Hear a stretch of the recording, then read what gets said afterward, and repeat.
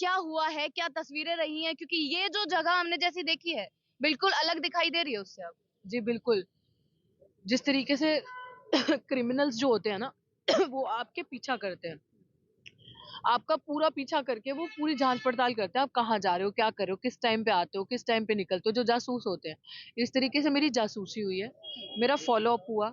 जब इनको पता चला कि डॉक्टर तू सुबह फ्रेश अप होने जाती है मैं बहुत इन चीजों को लेकर सतर्क रहती हूँ, मैं कभी एक ही टाइम पे नहीं जाती थी। मैं जैसे कई बारी जल्दी चले गए, कई बारी देर में चले गए, टाइमिंग सेम नहीं रखती थी, जो मुझे मेरे ऑफिस की तरफ से बोला गया था मिशन सेफ कॉन्स्टिट्यूशन के। तो मैंने टाइमिंग ऊपर नीचे होता, लेकिन इन लोगों ने एक स्कॉर्पियो यहाँ खड़ी थी काले शीशों में, वो काफी देर से हमने देखा, कल पूरा दिन ही यहाँ खड़ी रही वो स्कॉर्पियो।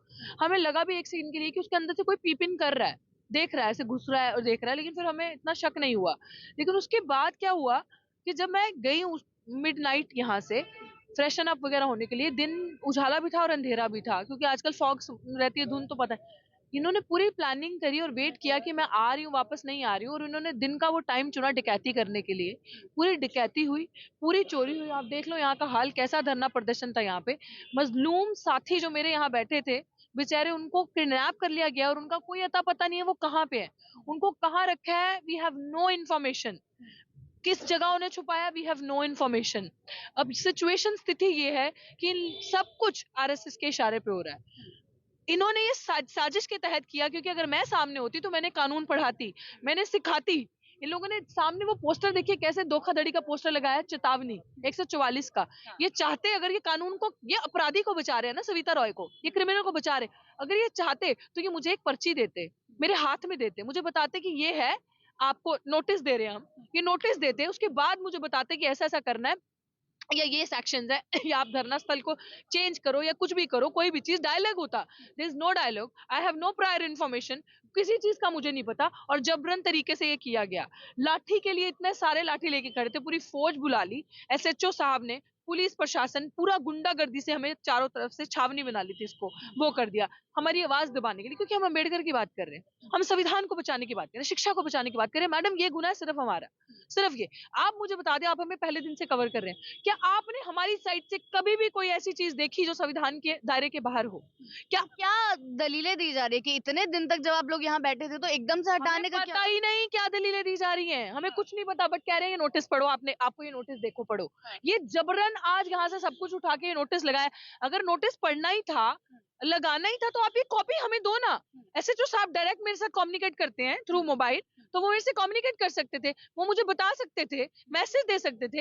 एक पुलिस आते, हम तो खुले में बैठे हैं ना, आओ मुझे कॉपी सर्व करो नोटिस की, फिर हमारा रिप्लाई लो, that is a way to follow the procedure. But ऐसा कुछ भी नहीं किया, सब गुंडागर्दी से सब तहस नहस कर दिया। मेरे डॉक्यूमेंट्स, मेरी जिंदगी की जमा पूंजी, मेरा बैग यहाँ पे पड़ा था, सब कुछ हिरासत में ले ली। माई पर्सनल बिलोंगिंग्स, मेरी चीजें, मेरा तो करियर खत्म कर दिया, उसको जला दिया, फूक दिया, कहाँ फेंक दिया, आई हैव नो आइडिया, मैं कहाँ जाऊंगी। और वो बच्चे जिनको किडनैप किया, मुझे उनका अता पता नहीं है, वो 5 मेरे साथी कहाँ पे हैं? इतने पोस्टर्स लगे थे, देखो ना क्या है, कुछ भी नहीं है यहाँ पे, देखो कैसे सफाई करी है, देयर इज नथिंग लेफ्ट।